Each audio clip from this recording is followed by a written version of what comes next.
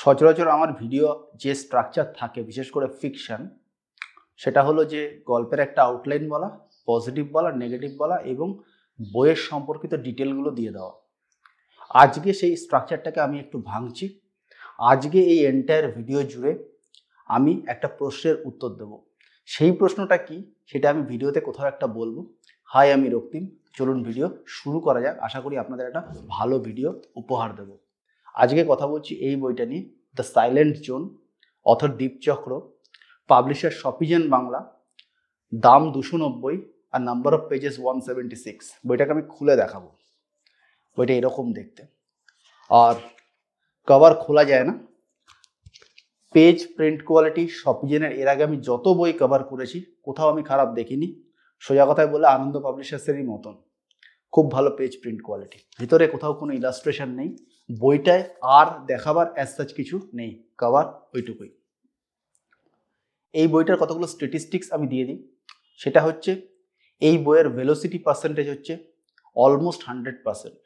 অর্থাৎ এটা কি, এটা হচ্ছে এটা 54টা চ্যাপ্টার রয়েছে, আমি গুনে দেখেছি, এবং প্রতিটা চ্যাপ্টারের ওপেনিং এবং ক্লোজিং সেন্টেন্স সিম্পল সেন্টেন্স কিনা এটা আমি কাউন্ট করেছি। দেখা গেছে 52 অথবা 53টা চ্যাপ্টারের ওপেনিং এবং ক্লোজিং সেন্টেন্স সিম্পল সেন্টেন্স। এটা হলে বইয়ের গতি আসে, গল্পে গতি আসে, যেটা গোয়েন্দা উপন্যাসের ক্ষেত্রে খুব গুরুত্বপূর্ণ।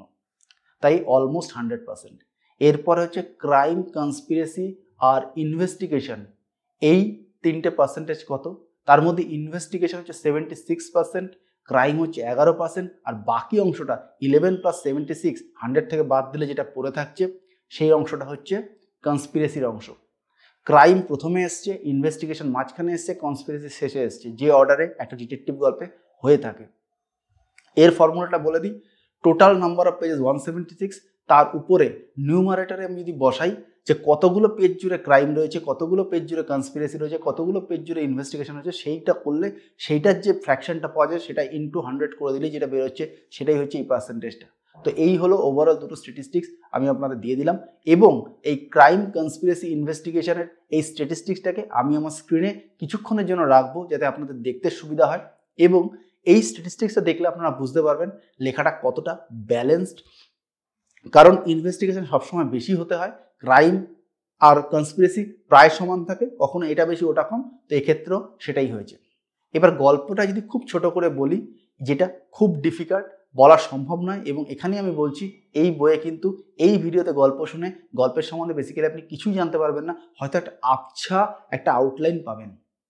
প্রথমত একটা কথা বলি, গোয়েন্দা গল্প নিয়ে আমি নিজেও বেশ কিছু সময় সোশ্যাল মিডিয়ায় লিখেছি, এবং সেই লেখা আমি আপাতত পরের 2 বছরের জন্য বন্ধ করে দিচ্ছি।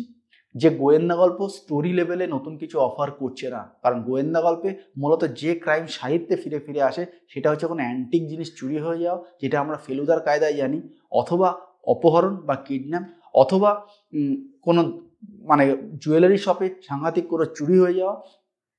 এছাড়া রয়েছে হচ্ছে প্রাইমারিলি খুন বা মার্ডার। এগুলো বাদ দিয়ে আর কিছু নেই। কিন্তু এখানে লেখক আপ্রাণ চেষ্টা করেছেন স্টোরি লেভেলে নতুন কিছু অফার করা। এটা একটা মার্ডার মিস্ট্রি তো বটেই, কিন্তু এই মার্ডার মিস্ট্রিটার সঙ্গে আরও বহু লেয়ার অ্যাড করে উনি এটাকে সাইকো থ্রিলারে কনভার্ট করেছেন, এবং এটাই কারণ এই বইয়ের নাম দ্য সাইলেন্ট জোন দেওয়া। এই বইয়ের এই নামের ব্যাখ্যা শেষের দিকে এসে প্রায় 100 বা 120 পেজের পর আপনারা পেতে শুরু করবেন, এবং লেখক পুরোপুরি জাস্টিফাই করেছেন কেন তিনি তার নামটাকে এইরকম দিয়েছেন। এবং ঠিক এইখান থেকেই এই নামের সঙ্গে আরও কিছু লেয়ার অ্যাড করে উনি এটাকে পরের লেভেলে একটা লেভেল আপ করেছেন। সেটা হচ্ছে সিম্পল মার্ডার মিস্ট্রি থেকে একটা সাইকো থ্রিলারে উনি কনভার্ট করেছেন। এখানে আপনারা বুঝতেই পারছেন এটা বিবেক সিরিজের তৃতীয় গল্প। এটাকে সিরিজ বলা হয় এই জন্যই, তার কারণে এই বিবেক সিনহার চরিত্রটা এক্ষেত্রে কমন। আর কোথাও বাকি তিনটের সঙ্গে এর কোথাও কোনো কানেকশন নেই, বা বাকি দুটোর সঙ্গে এর কোথাও কোনো কানেকশন নেই। সিরিজ এই জন্যই কারণ চরিত্রটা কমন, এর বাইরে কিছুই না। এবার হচ্ছে এই যে গল্পটাকে একটা ধাপ উপরে নিয়ে যাওয়া হলো, তাহলে তার সঙ্গে কি কি অ্যাঙ্গেল জোড়া হলো হচ্ছে একটা মানে কি বলবো, একটা টেরোরিজমের একটা অ্যাঙ্গেল জোড়া হয়েছে, সত্যি কি টেরোরিজম হয়েছে কিনা। এছাড়া মনস্তাত্ত্বিক একটা অ্যাঙ্গেল জোড়া হয়েছে। এছাড়া মনস্তাত্ত্বিক বিষয় সাইকিয়াট্রিস্টের কিছু অনেক ধরনের কনসেপ্ট এখানে ইন্ট্রোডিউস করা রয়েছে। এইবার হচ্ছে যে ক্যারেক্টার বিল্ডিং।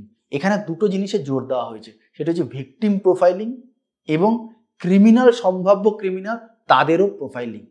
এই দুটো জিনিস জোর দেওয়ার ফলে মানে এবং লেখক এস্টাবলিশ করতে পেরেছেন যে এই দুটো জিনিস কেন বেশি দরকার এবং ভিকটিম প্রোফাইলটা বেশি দরকার। কারণ তার ব্যাকগ্রাউন্ড ভালো করে না বুঝলে গোয়েন্দারা কোনোভাবেই, পুলিশের গোয়েন্দারা কোনোভাবেই সলভ করতে পারবে না, মানে মোটিভটাই ধরতে পারবে না। আর এটা out and out police story, এটা কিন্তু বৈঠকি গোয়েন্দা গল্প নয়।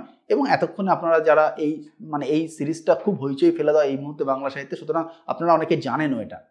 এছাড়া রয়েছে আরও নতুন নতুন, মানে এখনকার যে টেকসেভি এই যুগে পুলিশ কী কী পদ্ধতির সাহায্য নেয়, এই সমস্ত নতুন নতুন টার্মিনোলজির ব্যাখ্যা করা। যেমন একটা রয়েছে লোন উলফ, আরেকটা রয়েছে ডিজিটাল প্রোফাইলিং বা ডিজিটাল ফুটপ্রিন্ট।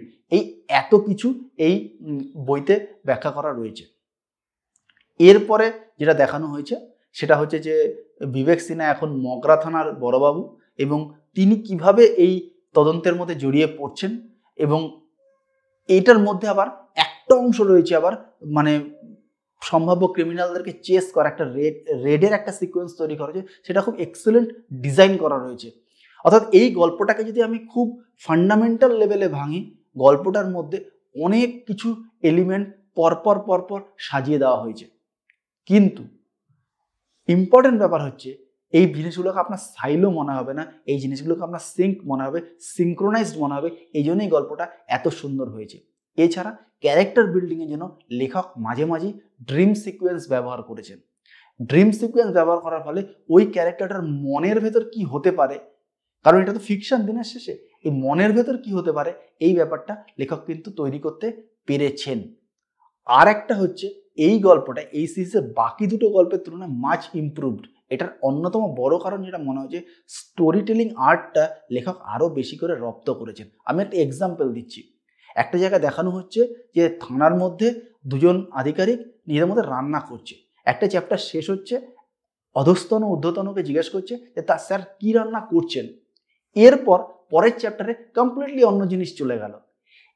এরপরের চ্যাপ্টারে এসে এক পিস চিলি চিকেন মুখে পুড়ে দুজন আলোচনা করা শুরু করছে। অর্থাৎ এই যে খেলিয়ে খেলিয়ে গল্প বলা, অর্থাৎ অডিয়েন্সকে ধরে রাখা, কী রান্না করছে আমি ইমিডিয়েট বলবো না, এই যে স্টোরি টেলিং আর্ট, এই স্টোরি টেলিং আর্টটা কিন্তু আরও বেটারভাবে লেখক এই গল্পে রপ্ত করেছেন। এটা কিন্তু হিউজ, মানে এই লেখাটা এমন একটা উচ্চতায় হয়েছে যেটা আউটস্ট্যান্ডিং। এবার হচ্ছে আমি আপনাদের বলেছিলাম যে আমি পজিটিভ নেগেটিভ এসব কিছুই বলবো না, সেগুলো বলিও নি। একটা প্রশ্নের উত্তর দিচ্ছি এই ভিডিওতে, সেটা হচ্ছে এই উপন্যাসটা আপনি কেন পড়বেন। আমার এতক্ষণ অবধি ভিডিও যারা দেখেছেন তারাই কেনই উত্তরটা পেয়েছেন। তো আমার এই ভিডিও ভালো লাগলে অবশ্যই একটা থামস আপ, চ্যানেল ভালো লাগলে সাবস্ক্রাইব। দেখা হবে পরের ভিডিওতে, ততদিন ভালো থাকবেন, টাটা।